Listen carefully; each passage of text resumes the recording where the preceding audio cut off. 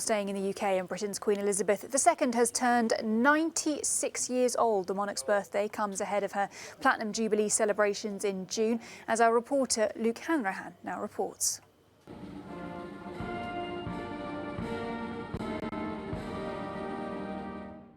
An official photograph to mark Elizabeth II's 96th birthday. Now in her 70th year as the monarch of Great Britain and Northern Ireland, head of the Commonwealth, defender of the faith. She invigorates that sense of natural British optimism. I think there's that sense of tradition and longevity. It's almost inconceivable for the British people to imagine a time when Queen Elizabeth hasn't been their queen.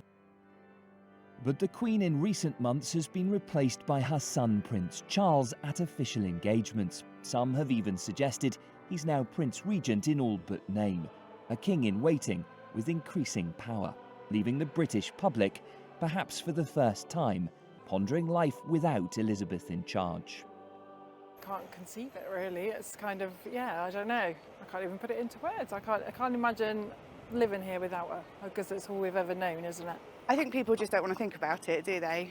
What's going to happen? One thing I always think is weird is having to change the national anthem to God Save the King, because I've obviously never sung that before. We've never known any different. You've always just seen Charles as someone else that's there, and you've never really thought of him as, well, I personally never thought of him as becoming the king. For many in this country, the big question is what happens next. There aren't that many people alive who can remember a time before Queen Elizabeth II. Not many know the answer. And when Elizabeth became queen, the transition was quick. In the summer of 1951, the health of Elizabeth's father, King George VI, entered into a serious decline. Just a few months later, at the age of just 25, Elizabeth became queen.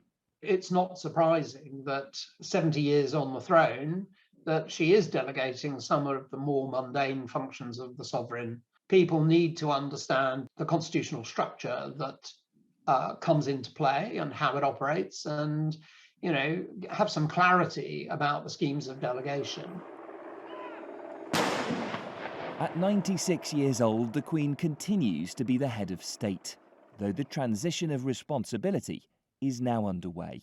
Luke Hanrahan, Euronews, London.